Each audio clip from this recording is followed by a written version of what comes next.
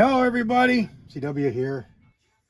Let's talk a little bit more about this die from Matteson Tool, Matteson Machine Shop. And it's a plain base gas check. I'm just looking for my tube that the die comes in. And I thought it was right here. Oh, here it is. It's hiding behind the sheet. So what we've got here, and let's zoom in so you can read it too. This is the tube that it comes in, and this is a 357 plain base up to a 9mm shank, or from a 9mm shank. And the material recommendation is 0.008 thickness. And there's his phone number, 239-218-7956.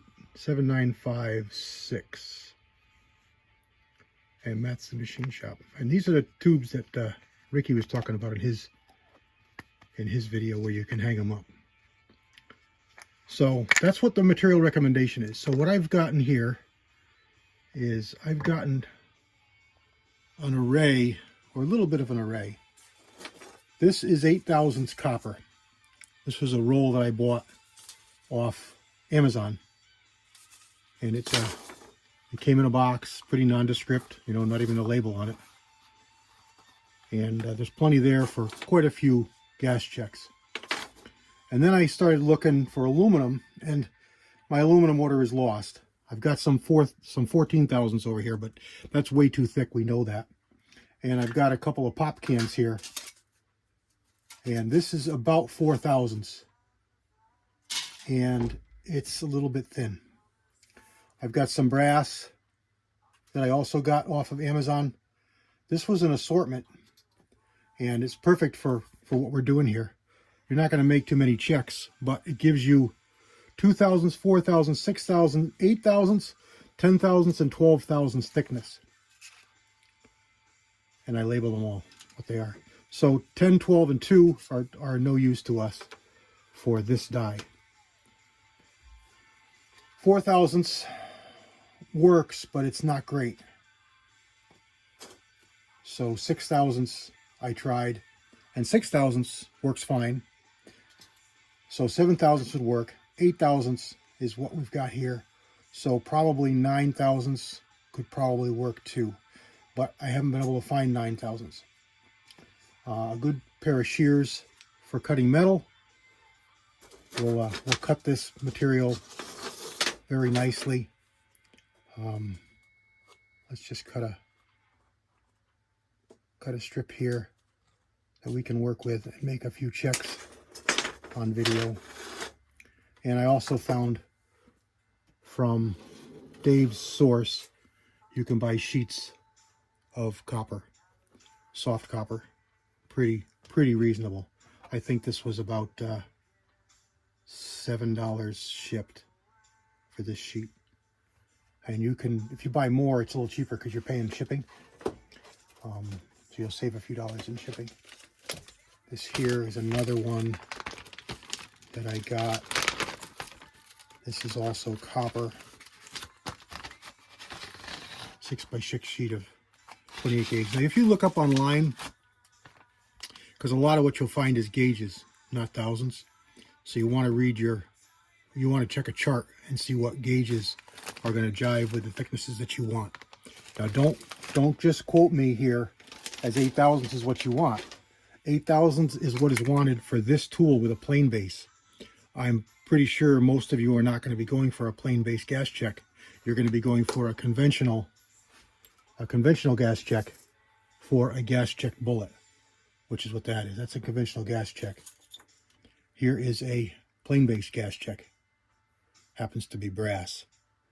It's a little bit taller, and it's a different design. This one here will not work for a gas check bullet, a bullet with a rebated base designed for a gas check. It will not work. The height of a conventional gas check is shorter. It can be taller than that, but it's going to be shorter than this because the base of the bullet design, that little skirt at the bottom, is only just so high. So a conventional gas check is going to be shorter. A plain base one makes no difference. And that is to say that, let me grab a bullet over here. I'll grab two, because I've got two different bullets. A plain base bullet is going to be just that. It's a plain base. Let me zoom in a little bit. It's a plain base bullet. So if the gas check runs up the sides a little bit, it's not hurting anything. So this happens to be a 190 grain ranch dog bullet, 35 caliber. You just put it on the outside, you run it through your sizer. And it sizes it down, it's dead smooth. It pushes it right into the side of the bullet. You can't even tell it's on there, except, you know, your eyes can see it, but you can't feel it. Totally invisible.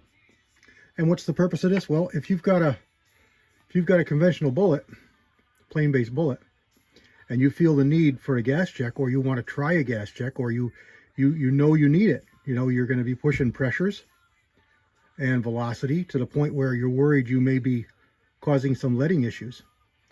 A gas check added to a plain base bullet is a handy thing because you don't have to buy a new mold. You don't have to go out and buy a new mold. You don't have to cast more bullets. You can use the ones you already have.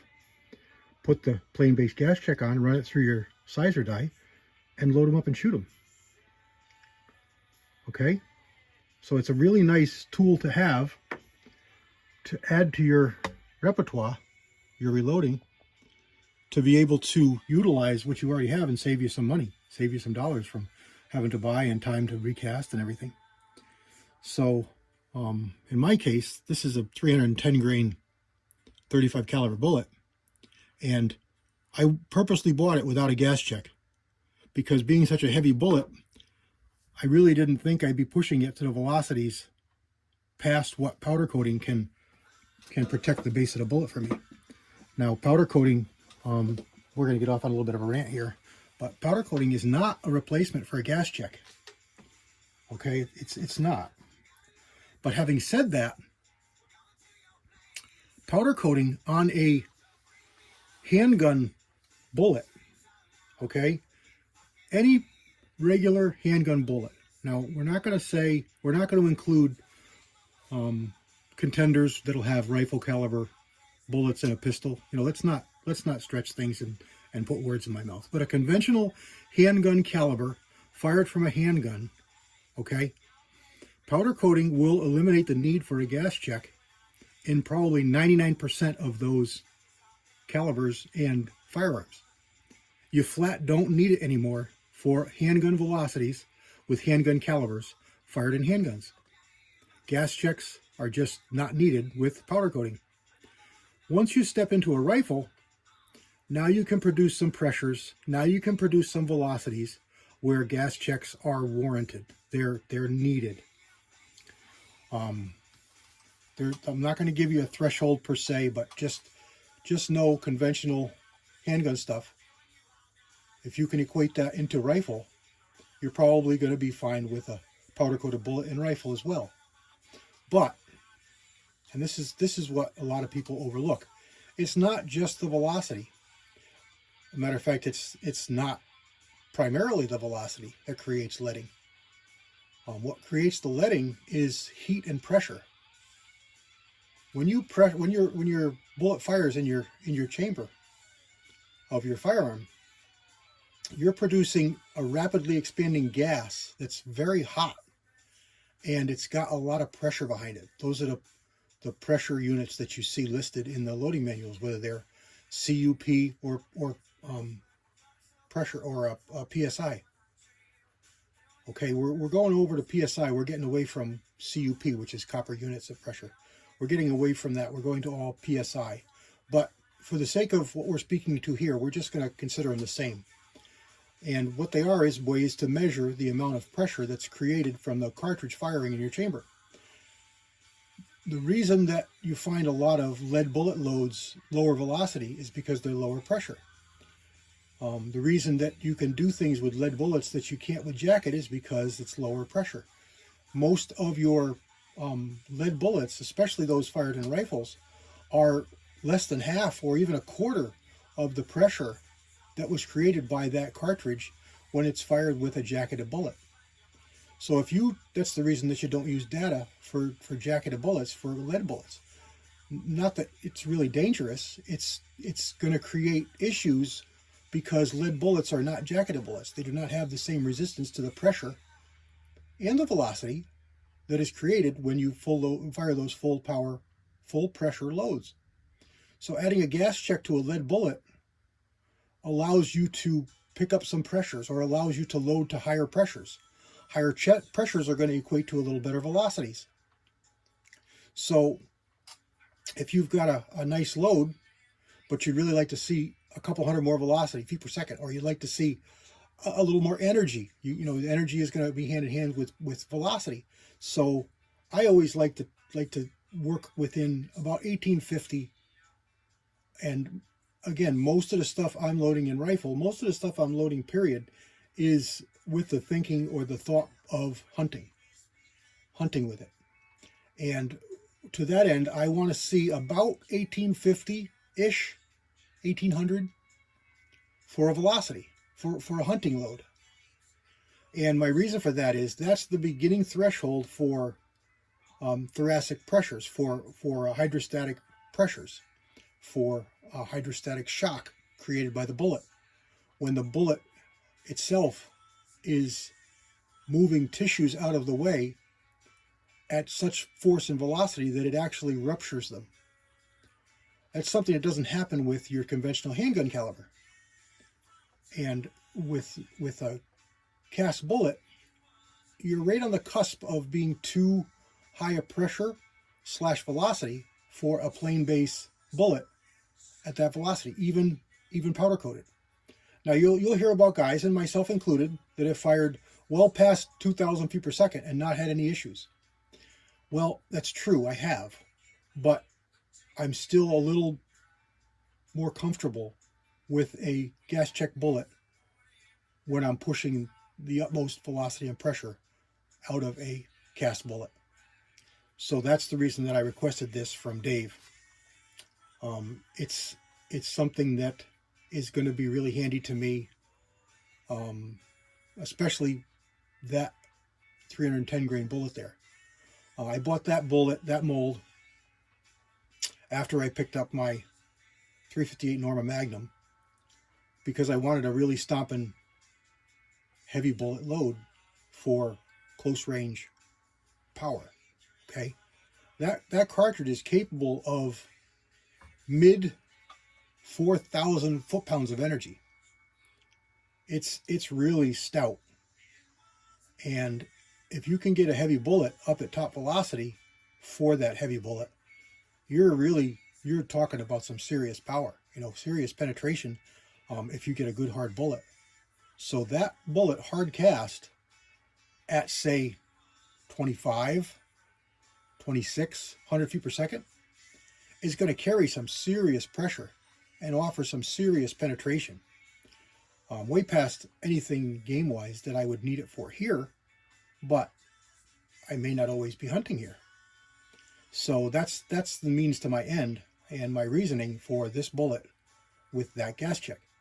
My loads right now are hovering about 2,000, and they're doing pretty well, but I'm anxious to see what I get with that same load with this bullet gas checked. So that's going to be a neat test when I get a chance to do it. All right, so we've chatted here enough. 12 minutes here just talking about stuff, and I keep kicking the camera, and I apologize. I'm on a tripod. I want to run some of these gas checks through here, and I want to show you exactly how this works. It's very simple. This is the bottom part. Zoom in here a little. This is the bottom part of the tool. There's your pin. This just threads in.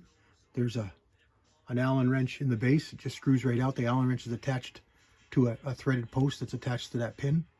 That's the pin that let me grab my Allen wrench here without kicking the camera. Probably going to kick it anyway. Ooh. All right, there's my Allen wrench. So you just put it in the base here and spin this pin out. This is the pin, if you watched our chat, that's the pin that I polished. Just some rouge on a felt wheel. And I polished that bugger. And the checks pop right off it. So I just put the Allen wrench through here, I stand the bolt on that, guide it back down in, and thread it down. Now this tool has a base made that's just like your shell guides, the shell holders. So it snaps into the base of your press. And it's got a slot milled most of the way around. See, there it's not. There's where it stops. So your material is going to go in here like this, and it's going to stop right there. But it's in enough that it's supported. Now that's the key. You want to make sure that you're going to not waste material, but you're going to waste gas checks if you don't do it as I'm going to prescribe to you here. Make sure that your edges come at least out to the outside edge. So you've got that much support all the way around your piece of material that you're making the check out of. Okay? So keep it away by that thickness. See the space between those holes? That's the thickness of that sidewall. And that's what you want. Otherwise, you're going to have problems. See it there? You're going to have problems with support, and it's going to wrinkle the sides of your checks, and they're going to be ruined. They're going to be no good. So you take this tool and you put it into the shell holder portion of your press. And I recommend an O press because it's going to give you a little more strength. You can do it on a C press. I'm just going to recommend an O press. You know, an O designed press, a circle. Like the Lee Cast Classic. It's going to give you a lot more strength because it's harder to push this apart than it is a C. You know, you can spread a C pretty easy. You're not going to spread an O. So that's why this is a little bit stronger. And then you're going to take the other side of your die, other side of your tool, I should say, which is the die, and screw it in the top. Now, I've added the nut. Dave does not include these with a nut. It's just the same nut that goes on a die. And I just like it because I can cinch it down and have position. I think it goes all the way through. It goes all the way through. And this is going to form the outside edges of your gas check, and they're going to be pushed right up in there. Now, the reason that they're going to be hard to come out is just because they're super light. They're not really jammed in there at all. They're just super light, and they don't want to come out. So get yourself some kind of pusher. I just took the ink pen insert out of the pen here, and that's my pusher. That's what I'm going to use as a pusher. Put it in your top of your press, thread it down. You're going to want to make sure you get full good contact with your base. So when this goes in, you want to make sure it goes all the way up till it touches, bang, bang, till it touches. So, you know, you want to back this out a little, you can do that. This will go up in there fine. Just make sure you get full contact. And that's what I put the nut on here for, and then I can jam it down. Now I know nothing's going to move. I got a little bit of resistance there. So just a tiny, tiny, tiny, tiny, tiny, tiny bit out of spec for roundness. So just turn it a little bit until it runs in and out of there. It's nice. See, right there. Then I'll tighten this down. Now I have no resistance from the tools themselves. Okay? So position this so that you can get at that slot nicely. Now we're ready for material.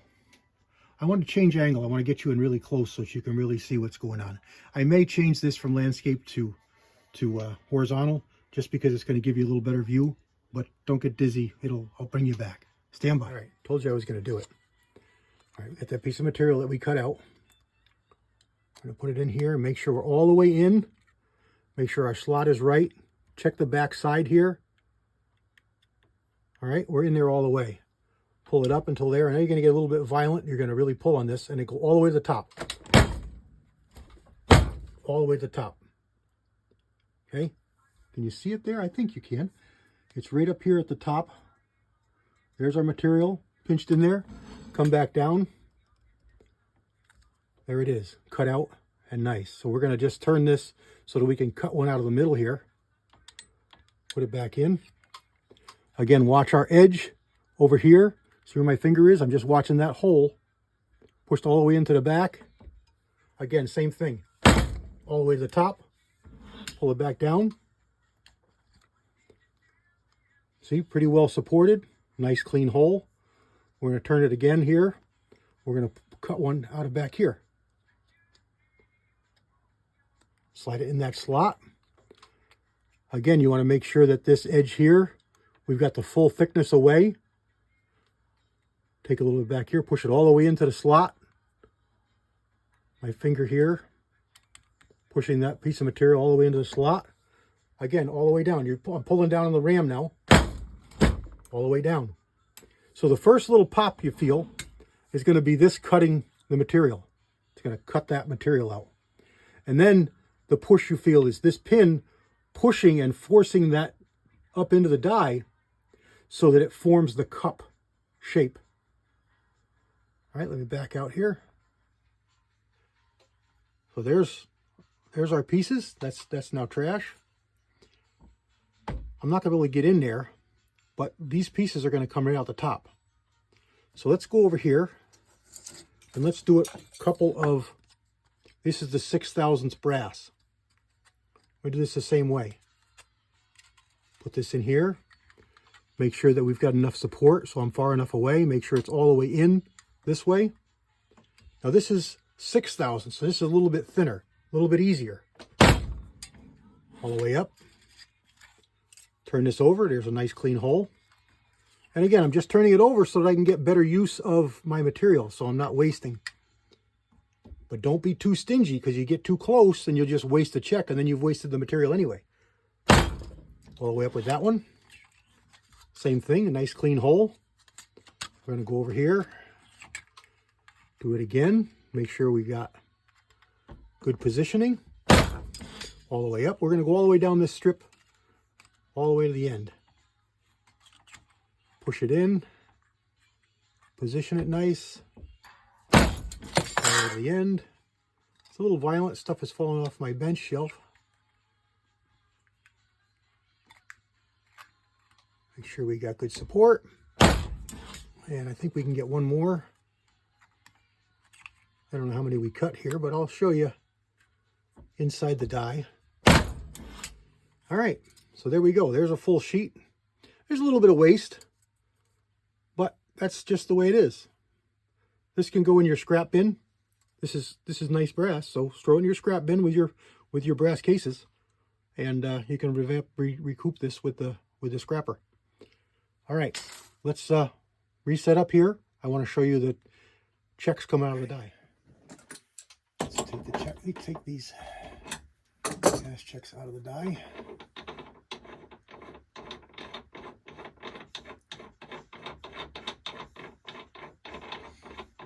Some are going to fall right out because they're away from the sizing portion, but others are going to have to be popped out.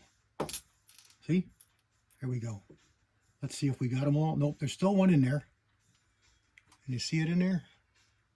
See it? See the brass? Whoops. There's another one in there. Nope, that's the last one. It went on the floor. I don't want to step on it, so I'll find it here. Stand by. All right, I have no idea where that went. Like most things that drop on the floor, they disappear. The gremlins under the bench grab them and they're disappeared forever. So here's what we just created. The copper is 8/1000 and the brass was 6. Zoom in nice and close here. As long as I can get this to focus, we can get a really good look at what we've created. Don't mind those little tabs. Why they do that, I don't know. Dave can probably answer it, but they're not going to hurt anything. It's probably a function of it being thinner. It's not going to hurt anything. You do see them also on the correct thickness material, the copper, but they're not going to hurt anything.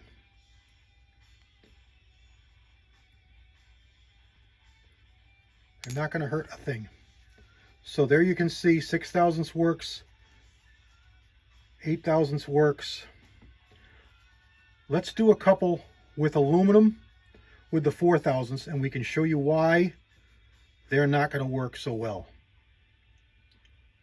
Stand by. All right, this is just a Sunkist can. You can see how nice these shears work. Cutting this thin metal.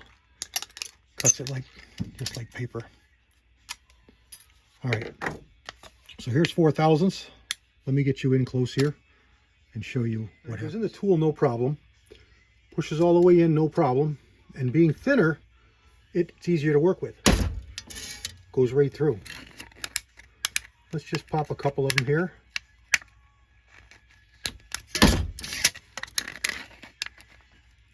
Just like before, same exact process. I'm just not worried about as much scrap with this. Number one, it's free. Number two, I'm pretty sure it's not gonna work. But it's not hurting anything. So that's one joy. You know, you can try stuff without big major concerns about hurting anything. Aluminum is very, very light and easy to work with on the tool. So is soft copper and soft brass. Okay, so we've made a bunch. All right, cuts them out nice, no problems. But remember, this is half the thickness of the other stuff, half. So let's take it out of the machine, take it out of the die, and tip it out here on the bench. And I'll show you what we get. Let me get rid of our scrap here. Get rid of our shears out of the way. More trash, get rid of that. I'm going to move you around here, sorry. Hold on tight, don't get dizzy. Hold on tight. Don't drop your drinks. All right. Over here on the bench. Same thing as before. We made like 4 of them, right? And we only got 1 or 2 to come out. They're just jammed in here. A little bit of resistance. They come right out with the pusher. All right. Tools out. Let's put the die back just so we don't lose it. Nothing happened to it. And let's see what we've got here. All right. Hopefully you can see these. Zoom you in a little bit. See the wrinkles? This is what I was talking about. The metal has to go somewhere. And because the tolerances are such that there's so much extra room, so much, 4/1000-ish, that instead of forming the check like you want it to, you know, at glance it looks like it is formed. But see those wrinkles?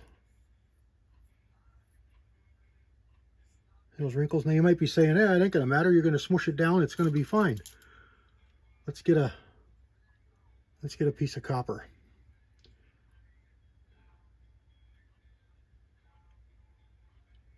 No wrinkles. Perfect. No wrinkles whatsoever. No wrinkles in the side. You can see some tooling marks from the inside of the die, but there's no wrinkles. Perfect bases.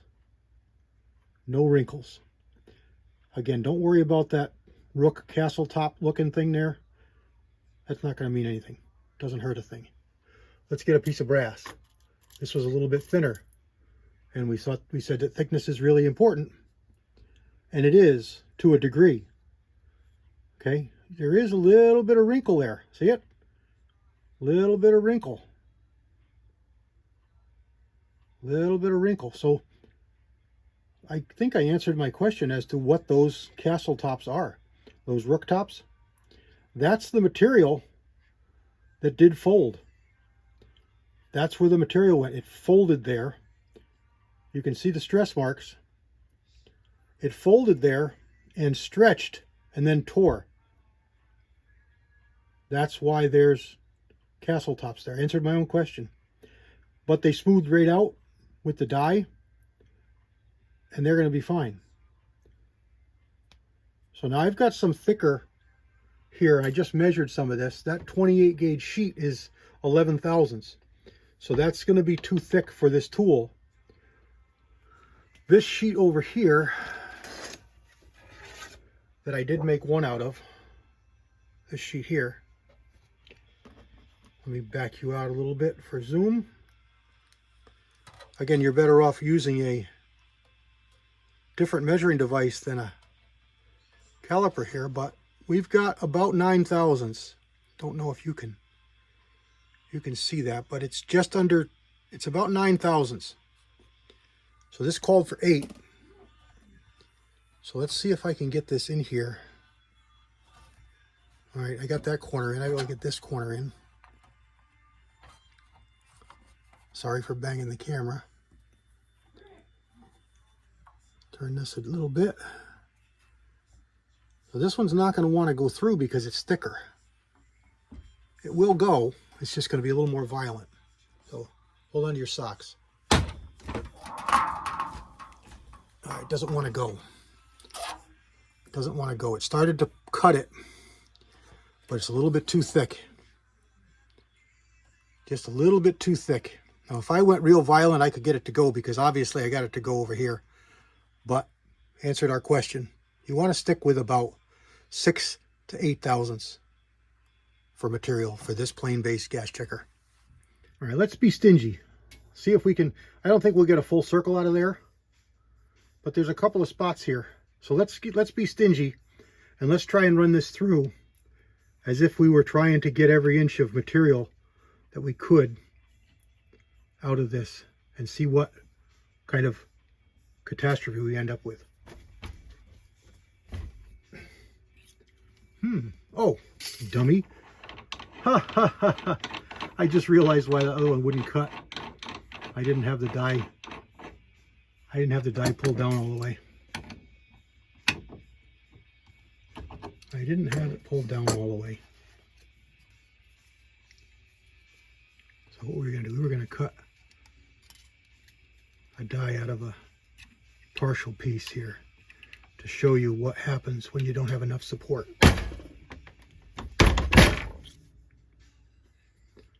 It wanted to jam because of the edges. It's got corners and edges that it has to deal with, that when you put a full-size piece through, oh, no corners, but edges. When you put a full-size piece through, it gets full support. And this one here doesn't get full support. So this is what you get. You get nothing. So it tried to do it, but it didn't have support to jam it up into the swager. So it just did nothing. So if you were trying to be skimpy and try and get more out of your piece of material, you ended up wasting more than you would have possibly saved. So don't be stingy. You're going to have a little bit of waste. It's just the way it is. In the long run, you're still saving quite a bit.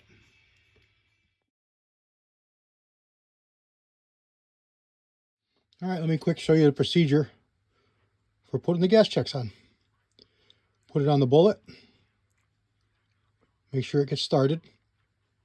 And like with all gas check, it's real important that it's all the way on. And you'll hear it change tone. Hear that? When it's all the way on. And just give it a spin to make sure it's all the way on. We'll do it again here. We're going to do 2 bullets for you. Start it on, square as you can, and just tap it. Hear it? Hear it change tone? When you smack a nail, you can hear it change tone to be fully seated. Okay, now let me zoom in. And you'll feel the edge of this. We got a little bit of something going on there. Okay, there we go. Now let's seat this through our regular sizer die on the APP press. Now I size these to 360, so that's what I have for a diameter. Okay, there's the APP and 360. I don't know if you can read it, but that's what it is. Now you're going to want to seat these in this way because you want to push that gas check on as you push it through the die. If you go this way, you run the risk of pulling it off. So we're going to put it through this way. Now it takes a little bit of force for two reasons. This is a linotype bullet. Very, very hard. And it was cast probably about a year ago, 8 months. So it's very hard to size. Those two things make this particular bullet harder. It's not going to be quite this difficult with anything that you guys would do if you're going to be using a regular conventional bullet, because most conventional bullets are nowhere near this hard. So I wanted to get close up, set up for this, but I'm going to back you off a little bit so I have room to size this. Stand by. So I've got it in there, and I've guided it down so that it's centered on the pusher nose. And now we're going to try and do it in an abrupt, solid pull, because if you go slow, it's going to be more difficult. So you got to be just a little bit more violent and give it a good push to get started. Just like that. Now we went through, let's pull it out of here and take a look at what we got.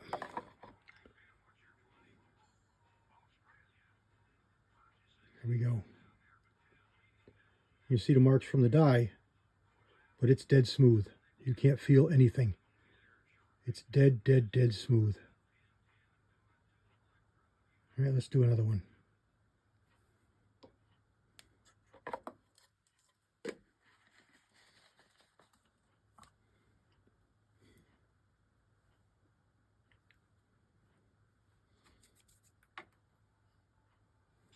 Get it on there, get it started. Make sure it's good and straight. So we're pushing down good and straight on that bullet. All right, so do the same thing again. Bunch of short, heavy pulls.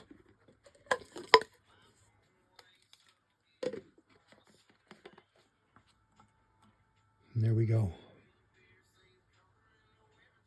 Sorry, I thought you could see it. Let me get the light on it here for you.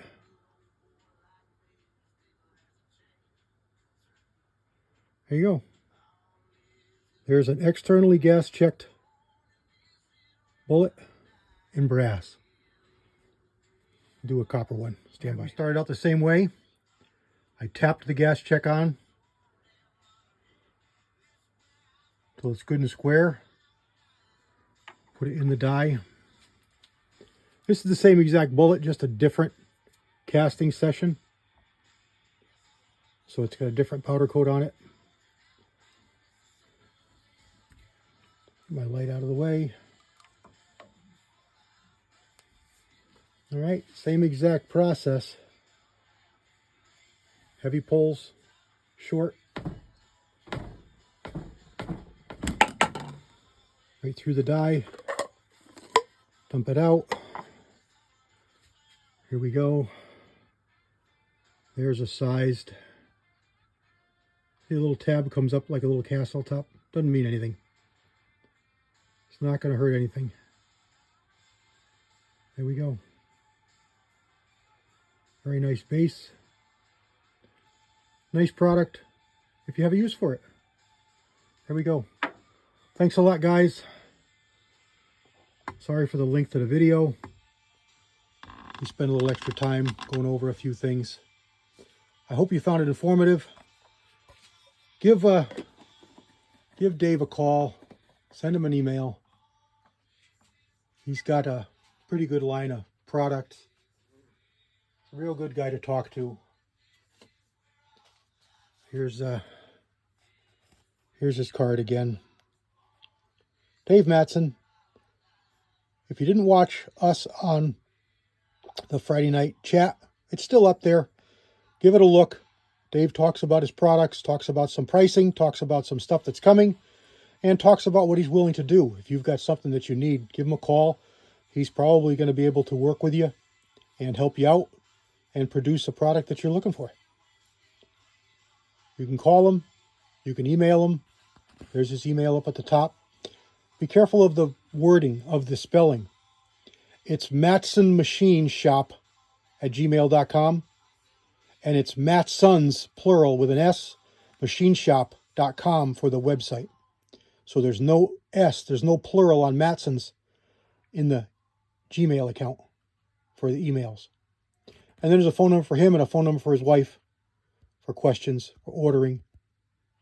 They're both great people, great to talk to. Check them out.